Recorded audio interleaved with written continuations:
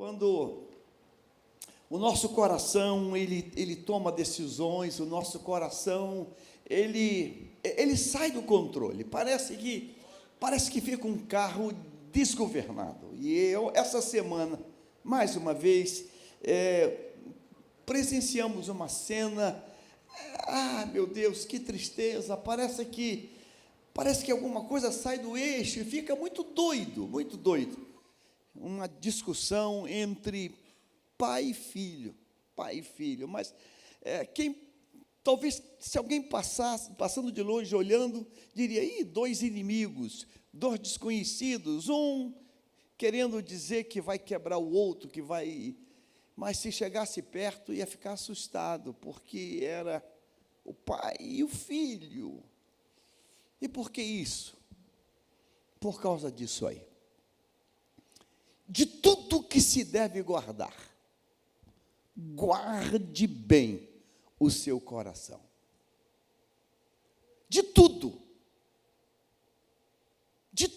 que se deve guardar, guarda, mas não guarda não, guarda bem. É mais que guardar, é um adjetivo que qualifica o ato de guardar. De tudo que se deve guardar, guarde bem o teu coração. E por que isso? Porque é dele que vai proceder as fontes da vida. Então, ele é determinante. Então, nessa noite, mais uma vez, pelo Espírito de Deus, eu quero que eu e você estejamos abertos e dizer, Deus, me ensina isso. Me ensina essa grande lição. Me ensina esta grande lição. Eu preciso guardar o meu coração, para que eu tenha uma vida com todas as dificuldades, mas um pouco mais tranquila, um pouco menos traumática, sem depender tanto das terapias, dos psicotrópicos, sem depender disso. Agora à tarde, no almoço, almocei com o meu neto, que é aniversário dele, e a moça que estava me atendendo aqui no Nova América, uma voz grossa, falei, querida, você é contralto? Ela olhou, você é a tua voz contralto? Ela, não, é que eu estou rouca, muito rouca. Eu falei, mas por que você está rouca? Ela olhou para mim e disse, é o emocional. É o emocional. Eu, sentado na mesa aqui no restaurante, falei, me dá a tua mão aqui. E orei por ela em pleno restaurante, lotado, cheio de gente. Eu declaro paz no teu coração, na tua alma. Eu abençoo você. Ela se emocionou. Casa cheia, muita gente. Ela ficou tocada. Muito obrigado, muito obrigado. Coração. Talvez uma palavra que ouviu do namorado, do noivo, do patrão, sei lá, e bum, explodiu. Estamos nessa quinta-feira para Deus nos proteger com a palavra, amém? Diga, Senhor, eu quero hoje guardar o meu coração na Tua palavra, em Ti, na Tua presença. Ensina-me, em nome de Jesus, amém, amém. Tome o seu lugar, Bíblia aberta, rapidamente. Já está conosco vários estados do Brasil, glória a Deus. Quem está conosco hoje aqui pela primeira vez? Primeira vez. Tem alguém primeira vez? Primeira vez? Tem ali. E tem uma galerinha ali. Que bacana. Pastor Josué, isso aí. Esse homem vale ouro. Levanta aí, vai ganhar um abraço de graça aí. Aqui também? Ali também. Não, você não é a primeira vez não, filha. Você já é a segunda ou terceira vez. Que lindo, que lindo, que lindo, que lindo. Esse tema, guardar o coração, eu quero hoje pegar numa direção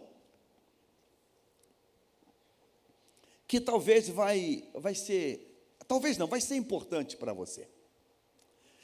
Nós, quando ouvimos isso, que devemos guardar bem o coração, eu tenho uma leve impressão, ou uma grande impressão, que a gente pode pensar assim, bem, eu sou um cara bacana, eu sou um cara legal, eu sou um cara certinho, Então, isso aí não é para mim, não. Isso aí não é pra...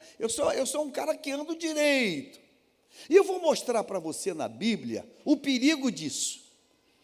E eu vou mostrar isso a partir deste livro, Lucas, capítulo 18, versículo de número 9. Olha esse texto, Lucas 18, versículo 9.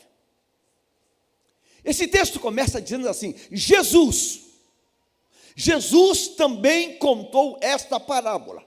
Então, o que eu vou ler para você hoje é de autoria de Jesus. E quem é Jesus? É o Deus que se fez carne e tomou a forma humana e habitou entre nós. É o Emanuel, o Deus conosco. Então, o que eu vou narrar para você, a origem é Deus, é Jesus na terra, é Deus na terra. Jesus também contou esta parábola. O que é parábola? É uma ferramenta didática da pedagogia para fazer o quê? Para aplicar melhor o ensino.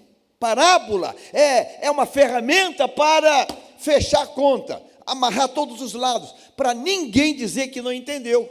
Parábola é uma ilustração, vamos falar assim, para que o entendimento seja completo, perfeito. Ninguém vai dizer, e eu não entendi, eu não compreendi. Entendeu sim, porque foi narrado uma história, então não tem como escapar, todo mundo vai entender. Estamos tratando do tema coração. Jesus também contou esta parábola para alguns que confiavam em si mesmo. Então, essa parábola tem um público-alvo. Qual é o público-alvo? Pessoas que confiam em si mesmo. Pessoas, aspas, autoconfiantes. Pessoas que confiam em si mesmo. Sabe, irmãos, é muito bom confiar em si, mas tem que ter um limite. Tem que ter um limite. Você chega na praia domingo, nas praias do Rio de Janeiro, onde tem guarda-vida, e faz uma pergunta lá para eles assim: normalmente, vocês salvam quem aqui? Quando o mar está puxando, quando está batendo correnteza, quando o mar está virado, ele vai dizer: nós salvamos todos os abusados. É gente que tem lá uma bandeira vermelha, pum, e diz assim: correnteza, correnteza. Aqui na Zona Oeste, eles ficam, coitadinho, com um apito, e o tempo todo, pi, pi, volta, pi, pi, é o tempo todo apitando, porque as pessoas, elas não acreditam na bandeira vermelha, elas não acreditam que tem correnteza, e elas entram, e ele está lá, aí tem uma vala, pi, volta, volta. Mas toda semana, lá vem o bombeiro, toda semana tem alguém sendo arrastado, toda semana tem alguém se afogando, e basicamente, ou quase que na maioria, é gente que se acha. Gente que se acha. Porque quem não se acha, bota o dedinho assim, molha e volta. Bota o dedinho, molha e volta. Quem não se acha, vai até o calcanhar, molha o calcanhar, joga e volta. Mas quem se acha, quem acha que domina, quem acha que tem parentesco com golfinho, vai, aí cai numa vaga, cai numa correnteza. Eu sou meio atrevido, mas eu já fui arrastado por uma correnteza, já fui. E por Deus do céu, Deus me deu uma paz na hora. Eu falava comigo: Jaime, não entre em pânico, não se apavore. E fui, e foi me arrastando. E se não tivesse um barco para me buscar, eu teria parado lá no continente africano. Eu já teria ido embora. Porque eu caí numa correnteza e por mais que eu tentasse, ela não tinha como vencer a correnteza. Então, essa parábola é para aqueles que confiavam em si mesmo. Então, confiar em si é uma coisa boa, desde que não ultrapasse o limite do bom senso, da lógica, do cuidado, do juízo, né? Do juízo. Você pode ir para uma prova que você estudou, então você vai com uma confiança. Você estudou. Você vai para um exercício físico que você treinou, você vai confiante, porque você fez o dever de casa. O problema é quando a gente vai numa autoconfiança e não estudou nada. Aí vai bater de frente. Muito bem. Alguns confiavam em si mesmos por se considerarem justos.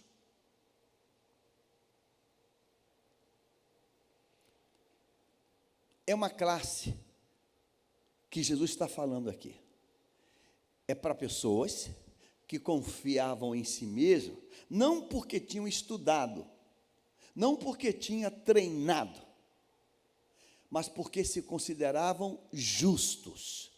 E o que é pior, desprezavam os outros. Ou seja, é aquele nariz em pé, é aquele peito estufado. Se confiavam que eram justos e desprezavam os outros. Então vamos ver qual é a parábola que Jesus vai contar. Versículo próximo agora, 10. 2 homens foram ao templo para orar. Então observe já de início que o teatro, o palco desta parábola, o espaço que a parábola está sendo contada é no templo, é na igreja, é num espaço religioso, não é num campo de futebol, não é numa pizzaria. Isso é importante, grava isso. É no templo, é na casa de Deus. Então, 2 homens estão indo à casa de Deus para orar. Um era fariseu, da religião mais importante da época. O outro era um publicano, um funcionário daquele tempo. E ambos sobem ao templo para orar. Versículo 11. Começa agora a oração do fariseu. O fariseu ficou em pé e orava de si para si. Que coisa louca é essa? Nós oramos para Deus, nós falamos com Deus. Oração é um diálogo com Deus. Mas esse moço que tinha uma confiança em si tão extremada que ele nem mais precisava de Deus. Ele orava de si para si mesmo. Ele orava para os botões dele. Ele conversava com ele. Orava de si para si mesmo desta forma. Deus era apenas o coadjuvante na oração dele. Deus era apenas o espectador que estava lá na arquibancada. Nem tribuna de honra era lá na arquibancadazinha lá, naquela mais barata, aquela cadeira mais barata. Ó Deus, graças te dou, porque não sou como os demais homens. Eu não sou como os demais homens. Aí ele começa a fazer uma lista de como eram os demais homens. Sublinha, por favor, isso aqui. Eu não sou como os demais homens, roubadores, injustos, adúlteros. E como a lista dele, acho que foi acabando, ele olhou assim para trás e viu o fariseu, o publicano orando. Aí ele para fechar a conta, ó, eu não sou roubador, eu não sou injusto, eu não sou adúltero. Ele olhou assim, viu aquele rapaz ali orando ali, era um publicano, e nem ainda como este aí publicano. Eu não sou isso. Eu tenho que guardar o meu coração de quê? Que pecado esse homem está cometendo? O auto-engano. Esse tem sido o nosso problema. Nós temos dificuldade de fazer um exame real nosso. A gente sempre vai fazer uma comparação e sempre vai olhar assim e vamos subir um degrau e vamos botar o dedinho para baixo. Nós sempre vamos ser o melhor esposo, o melhor pai, o melhor marido, o melhor tudo. Porque a gente olha para o lado e diz assim, ah lá, cheio de diamante, bebe, usa droga, eu não sou assim. Eu não sou assim. Ah lá, desbocado, faz coisas que são criminosas, eu não sou assim. A gente sempre olha para o lado e faz uma referência a partir daquele quadro que nós estamos elegendo. Esse homem está orando, está indo para a casa de Deus e está dizendo, Deus, eu não sou roubador, eu não sou injusto. Mas como assim? Como assim? Isso só é possível se o outro lado confirmar isso. Se o outro lado. Então, eu tenho uma mania de dizer, não, eu sou o melhor marido do mundo. Eu sou o melhor pai do mundo. Do mundo. Hoje, nesse almoço de família, eu ouvi um pecado meu, que minha filha disse assim para o meu filho, está repetindo a mesma coisa que ele fazia com a gente. Hein, Samuel? Falando do Samuel. Quando meus filhos eram estudantes, e os 3 iam com boletim, eu me recusava a assinar o boletim com notas vermelhas, notas baixas. E eu só queria assinar o boletim de um, não vou nem dizer qual é, que só tirava nota 8, 9, 9,5. E alguém falou assim, porque o meu filho fez assim com a minha neta, ela não gabaritou, ficou meio ponto para gabaritar. E ele, puxa, você podia ter fechado essa prova. Aí minha filha falou assim, igualzinho o papai, hein? Igualzinho o papai. Aí botaram o meu pecado na mesa. Que quando vinha lá, eu não vou falar de quem, 3 filhos, vinha 3 boletins, eu olhava assim, boletim de fulano, 5, 4,5, 7, 6,5, eu dizia assim, Luciene, isso é contigo, estou assinando. Não vou sujar minha assinatura aqui não. Vinha um outro lá, 6,5, 7,5, 5,5, 4,5, isso é contigo. Aí tinha um deles lá, que eu não vou falar qual, 8,5, 9,5, 10, não, isso aqui é meu, isso aqui é você. Mas eu também dava uma bronca quando ele não gabaritava tudo. E hoje, nesse almoço de família, botaram, o teu pecado, teu filho está repetindo, eu falei, filho, mas está repetindo o mesmo pecado. Eu falei, meu Deus, eu peço misericórdia. Eu quero ilustrar para você que a gente tem dificuldade de a gente se enxergar. E quando Deus diz, guarda o teu coração, você devia todo dia dizer, Deus, guarda o meu coração do auto-engano, porque o auto-engano é traiçoeiro. O auto-engano, ele é mortal, ele é mortal. O auto-engano, ele é infrutífero. A gente tem que ter muito cuidado disso. Olha só, eu não sou como os demais homens. Irmãos, escute uma coisa, somente Deus pode dizer isso de alguém. Eu não posso dizer de mim mesmo. Eu não posso. Eu não posso dizer de mim mesmo isso. Eu não posso. Mas a gente não acredita nisso e a gente fica batendo no peito. Eu sou o melhor, eu sou o melhor. A gente não pode dizer isso. Somente Deus pode dizer isso. Salmo 139, coloca na tela, por gentileza, os primeiros versículos, para depois voltar para cá. Salmo 139. Escute o que Deus vai dizer. Senhor, tu me sondas e o que me... Então, somente Deus pode dizer como eu sou de verdade. Quando eu digo que eu sou, não tem valor nenhum. É uma nota de R$3. Existe? Não existe. Quando eu digo que eu sou isso, somente Deus pode dizer. Versículo 2. Tu sabes quando me sento, quando me levanto, de longe conheces os meus pensamentos. Deus me conhece em todas as ações. Deus me conhece. Tu sabe quando eu me levanto, quando eu me sento. De longe tu me conheces. Tu conheces os meus pensamentos. Você concorda e sabe que o pensamento antecede a ação. O que é uma ação? Ação é a extensão, é a materialidade do pensamento. Eu penso, aí eu faço. Deus está dizendo assim, olha, antes de você fazer, eu já conheci o teu pensamento. E nessa noite, Deus conhece o pensamento de todo mundo aqui. Amém ou não amém? Deus conhece. Deus te conhece. Versículo 3.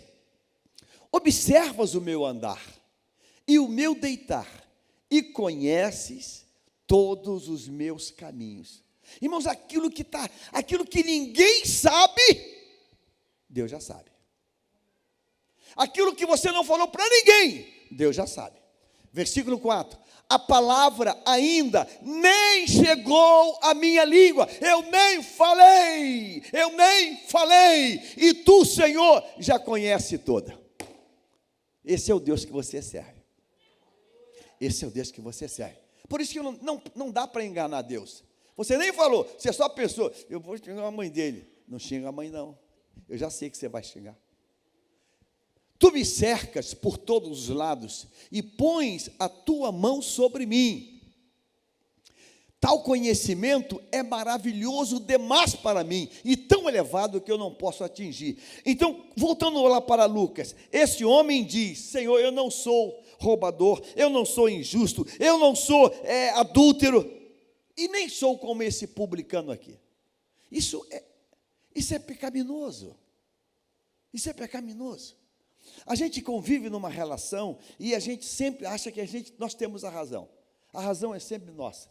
Não, eu estou com a razão, A gente alguma coisa altera dentro de nós. Isso é perigoso. E Deus não quer isso de nós. Então, uma oração que eu tenho que fazer aqui hoje é dizer, Deus, me livra do auto-engano. Me livra desse auto-engano. Eu quero ter, Deus querido, o temor, eu gosto, já falei aqui algumas vezes, uma máxima rabínica dos judeus, se dê o benefício da dúvida. Se dê o benefício da dúvida. Se dê isso. Ou seja, dê um espaçozinho do tipo assim, e se eu estiver enganado? E se eu estiver enganado? Então, se dê esse espaço para que você consiga chegar longe. Toda vez que eu faço um gabinete, e toda vez, as pessoas chegam cuspindo marimônio. Por quê? Aí eu deixo extravasar. Aí quando a pessoa já falou tudo, xingou tudo, aí eu pego um papel e digo assim, escreve aqui. Uma virtudezinha, 2, 3, 4, que a pessoa tem. 2, 3, 4 só. 5, 6, sei lá. Não sei, escreve aí. Você já falou que não presta, não vai. Agora escreve com verdade. Não mente, não, porque Deus está aqui. Nós já oramos. Aí bota lá, trabalhador. Pô, legal, trabalhador. O que mais? Ou trabalhadora. O que mais? Cuida bem dos filhos ou da casa. Pô, legal, já tem 2 coisinhas aqui. Bacana. Lutador, esforçado. Bacana, tem mais uma coisinha. Aí começa a vir à tona algumas coisas boas. Aí você relaciona aquela lista de coisas. Aí você fala assim, então vem cá, eu posso também agora chamar outra pessoa e vou fazer a mesma pergunta. E também vai ter 2 listas. Porque toda moeda tem 2 lados. E toda história tem 2 versões. Pelo menos tem 2 versões. Aí quando o outro lado começa a contar e você confronta, aí você fala assim, olha, você disse isso, mas a contra-argumentação é essa. Tá. Aí você já começa, a coisa começa a mudar. Porque o problema todo começa nessa coisa, autoconfiança, chamo maligna. Eu não sou como os demais. Só quem pode falar isso é Deus. Só Deus pode dar esse testemunho. Somente Deus. Está lá em Jó. Havia um homem na terra de Uz que era temente e reto e desviava. Somente Deus pode dizer isso. Ninguém mais. Eu não posso, você não pode. Nós não podemos. Deus sim pode, porque Ele nos conhece, Ele nos sonda. Há um profeta da Bíblia, profeta Oséias, coloca na tela, eu não passei para você, Oséias capítulo 5, do 1 ao 15, olha que coisa terrível, Oséias: ouçam isto, sacerdotes, fique atenta, ó casa de Israel, dê ouvidos, ó casa do rei, porque a sentença é contra vocês. A sentença é contra vocês, não é contra eles não, é contra vocês, pois vocês foram um laço em Mispá e uma rede estendida em Tabor. Versículo 2, os rebeldes se aprofundaram na matança, mas eu castigarei todos eles. Olha isso, eu conheço Efraim e Israel não me está oculto, porque Efraim se prostituiu e Israel está contaminado. Reino do Norte, Reino do Sul, Israel se acha a última bolacha do pacote. Israel se acha a cocada preta, a cocada. Mas Deus está dizendo, eu conheço vocês. Olha, um se prostitui e o outro está contaminado. Um se prostitui e o outro está contaminado. É Deus dizendo para eles o que realmente eles eram. Versículo 4. O que eles fazem não lhes permitem voltar para Deus. Estão enganando, são corações enganosos, então não conseguem voltar, porque um espírito de prostituição está no meio deles, e não conhecem o Senhor. Irmãos, que desgraça é essa? Que desgraça é essa? A pessoa está enxafurdada e está querendo ser um paladino da justiça. Não sei se é verdade, não sei se é mentira, espero até que não seja verdade. A mídia hoje, a notícia hoje, é com um personagem que durante um período foi um paladino da coisa correta, da coisa justa. Aí agora descobre que tem vídeos e fotos de prostituição. Se alguém quer ser aferidor, viva como aferidor. Se alguém quer ser padrão e régua moral, não seja uma régua falsificada. O teu centímetro tem que dar 10 milímetros cravado. Porque querer ser padrão, querer ser paquímetro, querer ser trena, querer medir, e o metro não dá 100 centímetros, é coisa maluca. Entende o que eu estou falando? Estou falando, entende? Ora, se eu quero ser padrão, eu preciso viver como padrão. Eu preciso, porque se eu vou apontar o dedo, eu não posso ter 3, 4 me apontando, porque vai cair a casa. Vai cair a casa. É toda hora essa notícia. É toda hora alguém que quer ser o padrão e de repente alguém faz uma investigação, mas espera aí, você queria ser o padrão e você está todo sujo, como é que tu quer ser padrão?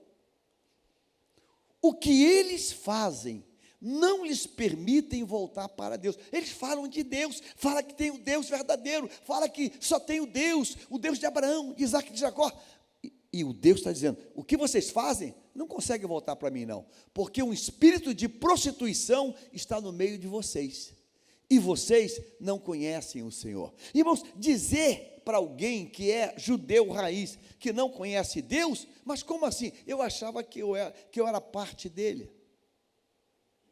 Eu achava. É a mesma palavra que Deus disse para Nicodemos, sabemos que tu és mestre, ninguém faz o que tu faz se não for de Deus. E o Senhor fala assim, Nicodemos, tu tem que nascer de novo. E se você não tomar jeito, você não vai poder nem ver, nem entrar no reino de Deus, porque você está numa distância entre o que fala e o que vive. Versículo 5. A arrogância de Israel abertamente dá testemunho contra eles. Autoconfiança. A arrogância de Israel, ela dá testemunho contra eles. Eu quero que Deus guarde meu coração dessa coisa, irmãos. Porque é isso aí que vai ser a nossa ruína. Porque a gente anda como se tudo tivesse bem. E a gente sabe que está tudo fora do lugar. Mas é uma fachada. É uma fachada. É uma fachada. Quando Deus vem para o rei e diz, arruma a tua casa. E o que ele faz? Ele vai orar. O que ele vai fazer na oração dele? O que ele ora? Você lembra essa palavra? Senhor, me ajuda a arrumar minha casa. É isso que ele ora? Não. O que ele ora? Senhor, te sirvo. Eu tenho sido fiel. Senhor, eu sou muito crente. Senhor, eu oro demais. Eu jejuo. Ele não diz, Senhor, me ajude a arrumar a casa. Não, ele fala o contrário. Senhor, eu canto, eu toco, eu prego, eu não falto culto, eu sou dizimista, eu dou oferta. Senhor, que isso, Senhor? Eu não posso morrer agora, não. Irmão, sabe o que Deus faz? Eu não vou nem responder a tua oração. Não quer morrer? Mais 15 aninhos para você. Pode viver.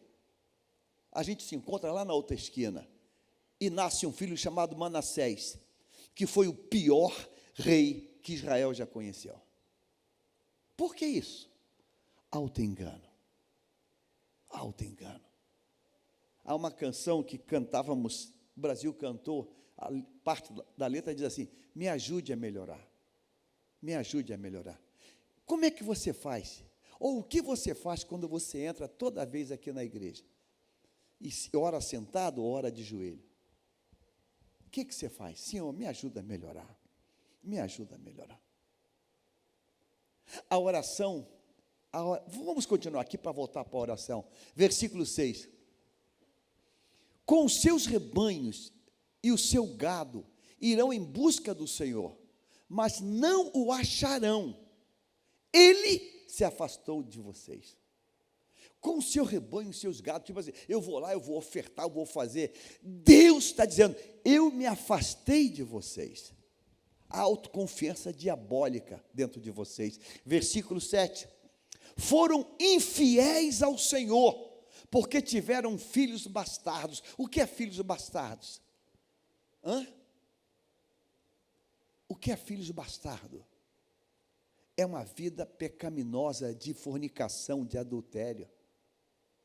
Essa turma, ela se envolvia com pessoas fora da linhagem divina, fora do arraial de Deus, fora do arraial.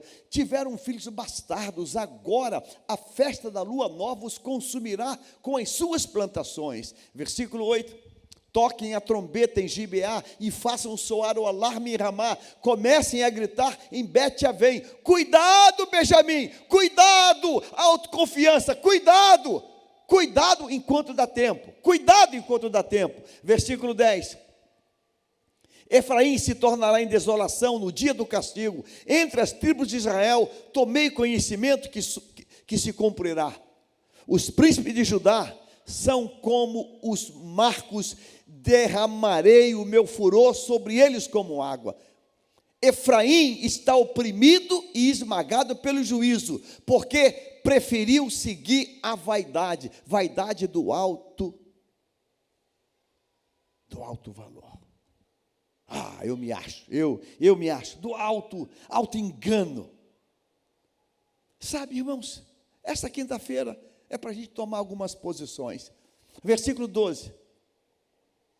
Portanto, para Efraim, eu serei como a traça, e para a casa de Judá, como a podridão. O próprio Deus está dizendo, eu vou fazer juízo na tua vida. Eu vou fazer juízo na tua vida. Deixa eu abrir e fechar o parênteses rapidamente. Ontem eu atendi uma pessoa que eu conheço, que eu já conhecia. Empresário. É para você, se está ouvindo aí. Mais de 30 anos fora do país como empresário. Viveu no topo, financeiramente, culturalmente, internacional. Um homem global de trade importação e exportação do mundo asiático para o Brasil, lidando com grandes e megas corporações. Marcou um gabinete, está no Brasil. Sabe quando você vê uma pessoa e você leva um choque? Quando eu cheguei para atender, eu olhei para a pessoa, quase que eu falei, eu me controlei para falar, você é você? Você é a pessoa que é você mesmo? Esquálido, acabado, jururu. Eu falei, meu Deus, quase que eu perguntei, meu amigo, o que aconteceu, meu amigo? Caiu tudo, perdeu tudo, desmoronou tudo, eu disse tudo. Eu falei, cara, aí começou a falar de um linguajar de trade global. Não, é porque o comércio, a importação, os valores. Eu falei, meu, para. Deus me deu um poder ali. Eu falei, para. O teu problema não é dinheiro, o teu problema não é mercado global, o teu problema não é exportação, importação, o teu problema é o pecado. Aí ele parou. O teu problema é o pecado. O teu problema é o pecado. E só tem um jeito de você virar esse jogo. É consertando a tua vida e voltando para Deus. Quem trouxe ele assim, começou quase que vai chorar. Pastor, o senhor está falando coisas sérias. O teu problema, só Deus. Você no altar. Pense você alguém que mexia com valores de exportação de milhões. E de repente está um flagelo. Eu falei, meu Deus. E bota a culpa aqui, bota a culpa lá, bota a culpa aqui. Porque, eu falei, para. Não perca o teu tempo e nem o meu. Estou cheio de coisa para fazer. O teu problema não está aí. O teu problema está no pecado. Jeremias vai dizer para mim e para você, estou pregando para mim, de que se queixa, pois, o homem? De que se queixa, pois, o homem? Queixe-se cada um da economia, da guerra da Ucrânia, do Covid? Não. Queixe-se cada um do quê? Dos seus próprios pecados. A minha ruína está exatamente quando eu não consigo achar o lugar de arrependimento. Você quer dar certo, meu irmão?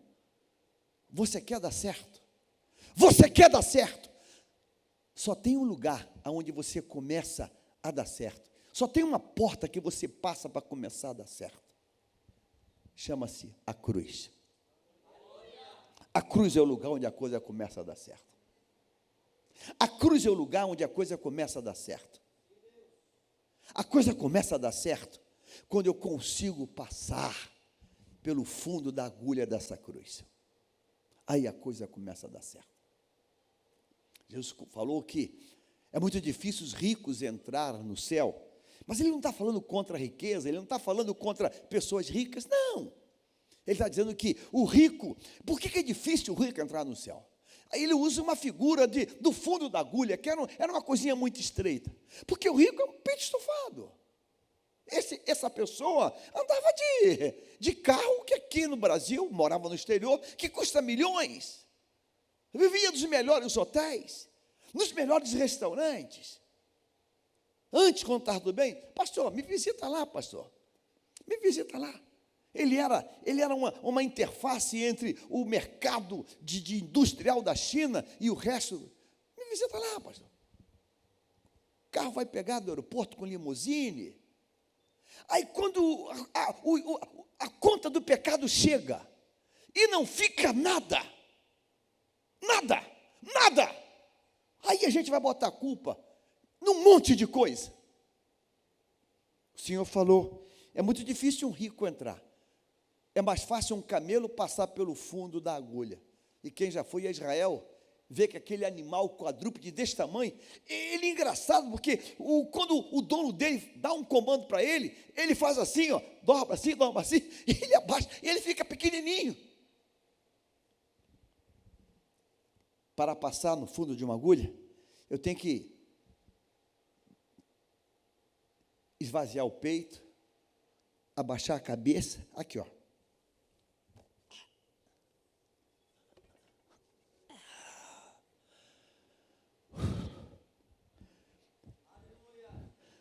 Eu tenho que passar pela cruz. Eu tenho que passar pela cruz. Agora, a minha autoconfiança vai dizer, eu não preciso. Eu não preciso. Eu tenho uma cena, quando plantamos a igreja da Barra da Tijuca, que eu nunca mais vou esquecer. A igreja me conhece, eu gosto de receber pessoas na porta. A Barra da Tijuca não tem porta de vidro, então o que eu fazia? Prudência do Amaral, a igreja, nossa congregação, eu ficava na calçada. No final da rua tem um condomínio de casa, padrão alto, lugar de gente abastada. Um belo dia, vem passando um senhor, pinta de granfino, eu sorri para ele da onde eu estava, falei, boa noite, ele olhou para mim, boa noite, aí eu corri, atravessei a rua, falei, a gente vai começar um culto agora, uma festa, e vamos estar orando. Ele olhou para mim assim, de cima para baixo, não sabia quem eu era, eu também não sabia quem ele é, mas ele com jeito de ser o moço, com uma conta meia parruda. Ele olhou assim, eu não preciso disso. Falei, não, todos nós precisamos. Eu não preciso disso. Isso é para os ex, um monte de coisa. E ele andando, eu ia andando em direção à praia com ele. Aí eu falei, meu Deus, esse homem está me humilhando muito. Eu falei, não, é porque a gente vai orar. Tá. Isso é para onde? Eu estou em outro patamar. Ah, então tá. Desculpe incomodar o senhor. Desculpe incomodar o senhor. Sabe, é o auto-engano. O auto-engano porque a conta está boa. É o auto-engano porque a gente tem, né? Alma, descansa, come, bebe, folga, vou derrubar esse celeiro, vou fazer outros maiores. Enquanto está assim, é esse auto-engano. Louco, esta noite vão pedir a tua alma. Então, eu tenho que guardar meu coração desse auto-engano, que eu não preciso, isso não é para mim. Isso é para quem está passando necessidade. Não é o meu caso. Portanto, para Efraim, eu serei como uma traça. Irmãos, você já viu o tamanho da traça? É uma coisa pequenininha, né? Ela destrói aquelas roupas caras. A traça é um troço tão maligno. Não sei se você já teve traça na tua casa. Aquela coisinha que parece que é encomendada. Sabe o que ela vai fazer buraco? Na camisa mais cara. Foi uma minha camisa que eu tinha lá. A camisa cara que eu tinha, linda. Essa aqui é só para dia bom. Aquele dia top. Aí eu vou pegar um buraco. Sério, olha a camisa. Atrás. Aí eu falei assim, aí eu conversei com ela. Só infeliz. Tanta camisa velha para tu fazer o buraco. Tu escolheu a camisa nova. Tanta camisa velha, puída. Tu podia escolher. E tu escolheu a nova. Deus está dizendo, eu serei a traça. Tu vai enxugar gelo. Tu vai dar soco em ponta de faca. Tu vai correr, tu vai suar muito. E se conseguir alguma coisa, quando você trouxer, eu vou assoprar. Porque você não reconheceu o Senhor. Você se acha que você conseguiu por tua capacidade. Você acha que chegou onde chegou porque tu é bom. Tu acha que chegou onde chegou porque tu é o cara. Isso é perigoso. E a casa de Judá como a podridão. Versículo 13.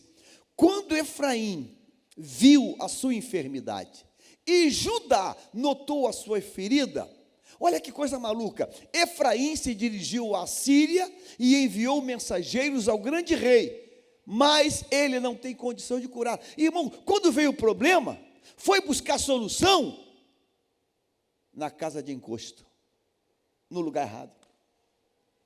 Quando veio o problema, foi procurar solução no lugar errado. Você está aqui hoje, o problema chegou, pare de buscar solução no lugar errado. Não é a agiota, não é a financeira, não é. Busca no altar de Deus. Busca no altar. Busca no altar. Busca no altar. A gente busca no advogado, a gente busca no juiz, busca no político, a gente busca no empréstimo, busca no altar. Busca no altar. Busca no altar. No altar. Ontem, um testemunho para a glória de Deus. Alguém fez o empréstimo do tal do FIES para cursar a universidade. Estava devendo 180 mil por uma graduação de alguém da família. Um filho ou uma filha, para não identificar. E disse, pastor, não tinha condição nenhuma de conseguir pagar. Não tinha. O curso, 180 mil. E o que fizemos? Alguém, não, vamos pegar um empréstimo. Mas como vai pagar? Vai trabalhar a vida toda formada para pagar isso. Vamos para o joelho, vamos colocar no altar, Deus, Deus, Deus, Deus. Agora, pegou o diploma, agora é doutora, agora é doutor, mas e a dívida? E a dívida? Então, era uma alegria, metade, meu Deus, como é que vai ser, como é que vai ser, como é que vai ser? Aí o presidente, agora, há meses atrás, assinou lá um decreto de lei, dando um desconto de 90%. 90%. Pastor. O governo deu 90% e parcelou os 10%.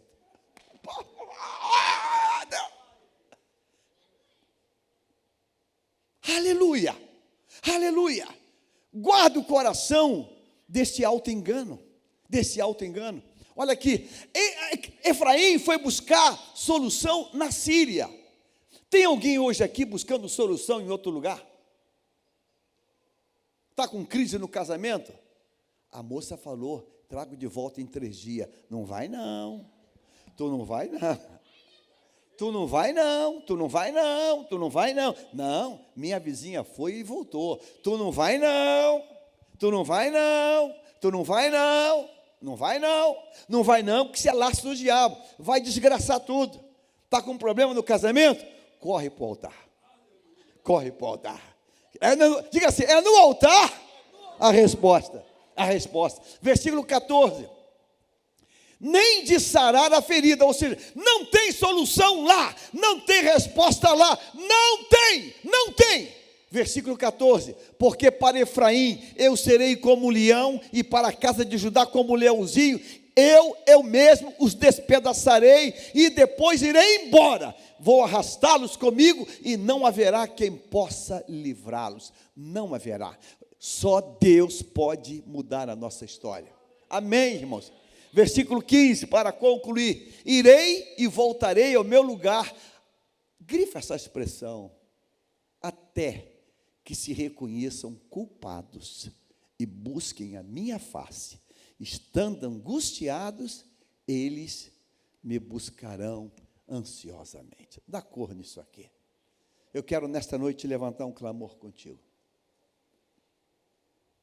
Deus, afasta o auto-engano de mim. O texto está dizendo aqui, irmãos, que enquanto não se sentir culpado, não reconhecer que a culpa é nossa, e buscar a face de Deus, não vai ter solução. Deus tem colocado no meu coração que esse ano vai ser um ano de bênçãos, de maravilhas. Esse ano vai ser um ano de muita dádiva de Deus. Mas isso vai acontecer quando eu faço o dever de casa. Portas vão se abrir, oportunidades vão chegar, respostas de Deus vão acontecer, mas eu tenho que fazer a minha parte. Estando angustiados, eles me buscarão ansiosamente. Então, se você ainda não está fazendo isso, é porque ainda tem mais angústia pela frente, ainda tem mais sofrimento pela frente. E eu queria que você fosse inteligente e dissesse assim: Senhor, eu não quero que machuque mais não. Você já tomou injeção, aquela de Bezetacil, que a moça fala assim, se ficar com o braço duro vai doer mais, né? Amolece, você fica, amolece, amolece, porque se endurecer vai doer mais. Deus hoje trouxe você hoje aqui para falar contigo. Amolece o coração.